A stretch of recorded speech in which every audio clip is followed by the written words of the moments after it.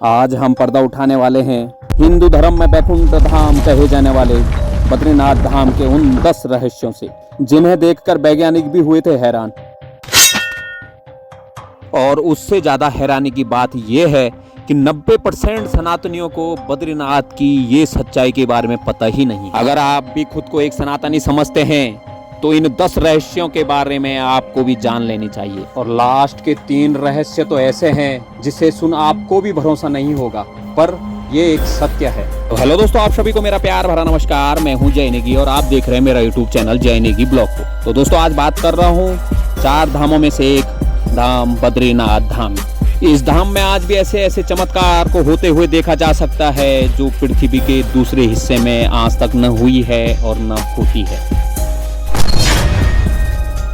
क्या आपको पता है, पूरी पृथ्वी पर बद्रीनाथ एक ऐसी जगह है जहां कभी कुत्ते भौंकते ही नहीं हैं। ऐसी बात नहीं है कि बद्रीनाथ धाम में कुत्ते नहीं हैं, बल्कि श्रद्धालुओं के साथ में जाने वाले कुत्ते भी यहाँ पे नहीं भौंकते हैं।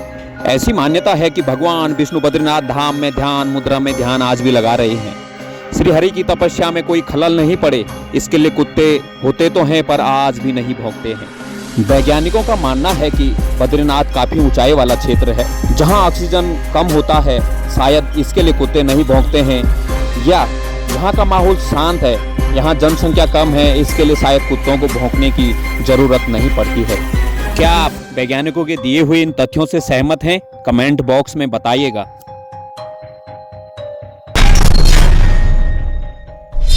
स्वयं प्रकट हुआ था बद्रीनाथ मंदिर। ऐसा माना जाता है कि बद्रीनाथ धाम का प्राचीन मंदिर किसी मानव के द्वारा नहीं बनाया गया, बल्कि यह स्वर्ग से धरती पर अवतरित हुआ था। आदि शंकराचार्य ने 8वीं सदी में इस मंदिर को खोजा और प्रतिष्ठा की थी। बद्रीनाथ धाम में तप्त कुंड का रहस्य। बद्रीनाथ धाम में एक तप्त कुंड यानी गर्म पानी का कुंड स्थित है, जिसका तापमान सदैव 50 से 55 डिग्री सेल्सियस रहता है। हैरानी की बात तो यह है कि यह कुंड बर्फीले पहाड़ों के बीच स्थित है, जहां तापमान -10 डिग्री तक चला जाता है, लेकिन यह कुंड कभी भी ठंडा नहीं होता है, बल्कि इसे भगवान विष्णु की तपस्या से उत्पन्न ऊर्जा का प्रतीक माना जाता है।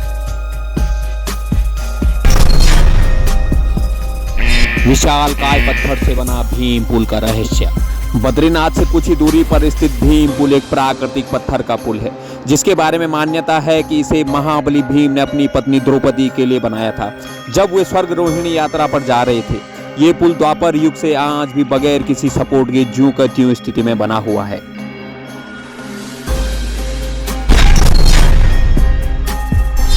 क्या आपको पता है बद्रीनाथ धाम विलुप्त हो जाएगा?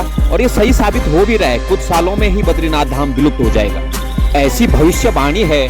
जोशीमठ में स्थित भगवान नरसिंह के मंदिर में विराजमान मूर्ति के दाएं हाथ के बारे में मान्यता है कि जब कलयुग अपने चरम पर पहुंचेगा, तब नरसिंह भगवान का ये हाथ धीरे धीरे पतला होकर एक दिन खुद ही खंडित हो जाएगा। और यह घटना भविष्य में होने वाले प्रलय और धरती पर धर्म के पतन का संकेत मानी जाती है। जब यह हाथ टूटेगा, तब वर्तमान बद्रीनाथ धाम के मार्ग पूरी तरह अवरुद्ध हो जाएंगे और भगवान बद्री विशाल अपनी नई स्थली भविष्य बद्री में विराजमान होंगे। और ये कहीं तथ्यों में सच भी लगता है, क्योंकि जोशीमठ में स्थित नरसिंह भगवान की मूर्ति की दाहिनी भुजा वर्षों से धीरे धीरे पतली होती जा रही है। हर 6 महीने में बदलती है बद्रीनाथ धाम की पूजा विधि। बद्रीनाथ धाम में 6 महीने विष्णु भगवान की पूजा की जाती है, लेकिन सर्दियों में जब मंदिर के कपाट बंद हो जाते हैं, तब जोशीमठ में स्थित नरसिंह भगवान मंदिर में भगवान नरसिंह की पूजा की जाती है।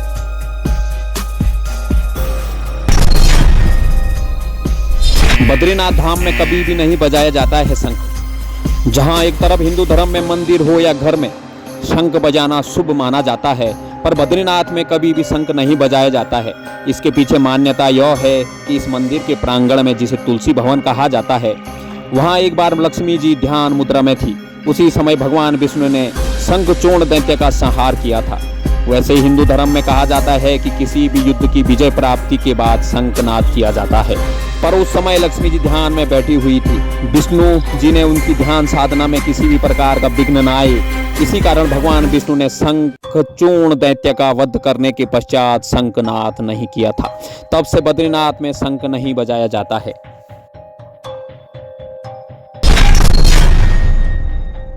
बद्रीनाथ धाम में 6 महीनों तक नहीं बुझता है दीपक। एक बार में तेल डालकर 6 महीनों तक उस दीपक को जलाना कोई नॉर्मल एक्टिविटी तो नहीं लगती है। हर साल कार्तिक महीने में बद्रीनाथ धाम के कपाट 6 महीनों के लिए बंद कर दिए जाते हैं। इसके बाद मंदिर चारों तरफ से बर्फ से ढक जाता है और मंदिर तक कोई भी नहीं पहुंच सकता है। लेकिन मंदिर के कपाट बंद होने के पहले पुजारी गर्भगृह में अखंड ज्योति प्रज्वलित करते हैं, जो कि 6 महीनों तक बगैर किसी सहायता के जलते रहता है और वैज्ञानिक भी इस रहस्य को पूरी तरह से नहीं समझ पाए हैं। वैज्ञानिकों का मानना है कि यह दीपक खास प्रकार की घी से जलाया जाता है, जो कि ठंड में भी जमता नहीं है। इसके अलावा गर्भगृह की बनावट ऐसी है कि अंदर की नमी और हवा की स्थिति दीपक को बुझने नहीं देती है। आपका वैज्ञानिकों का दिए हुए इस तथ्य पर क्या विचार है, कमेंट बॉक्स में जरूर बताना।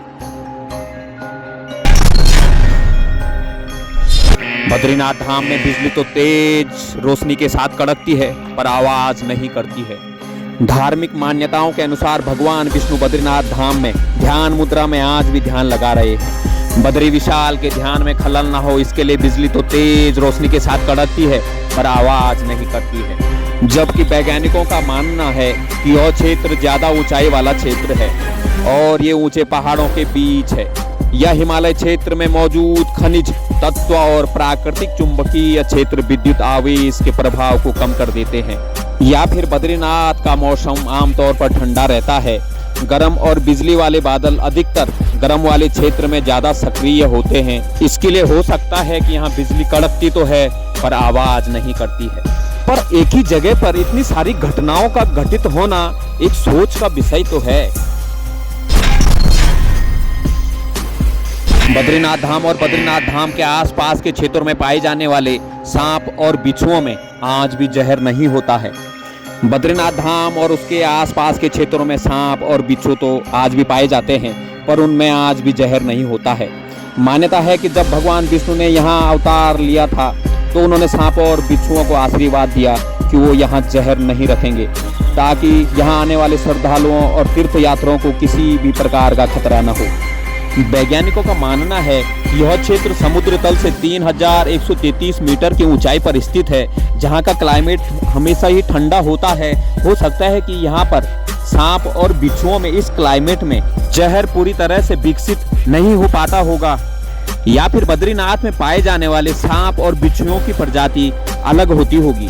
पर यह बात सच है कि इस धरती पर बद्रीनाथ से ज्यादा ऊंचाई वाले क्षेत्र और ठंडी वाली जगह मौजूद हैं, पर कहीं पर भी ऐसी घटनाओं को घटते हुए नहीं देखा गया है। आपका क्या मानना है, कमेंट बॉक्स में जरूर लिखें। और वीडियो अच्छी लगे तो लाइक करें, चैनल पर नए हो तो चैनल को सब्सक्राइब करें और बेल आइकन की घंटी को प्रेस करना ना भूलें, ताकि आपको हमारे आने वाली वीडियो की नोटिफिकेशन मिले। अगर आपने भी बद्रीनाथ धाम की यात्रा कर ली है तो अपने अनुभवों को कमेंट बॉक्स में साझा जरूर करिएगा और कब आपने यात्रा की थी वो जरूर लिखिएगा। मिलता हूँ बहुत जल्दी एक नई वीडियो के साथ, तब तक अपना बहुत ख्याल रखिएगा। जय श्री बद्री विशाल, जय श्री बद्री विशाल, हर हर महादेव, जय हिंद, जय भारत।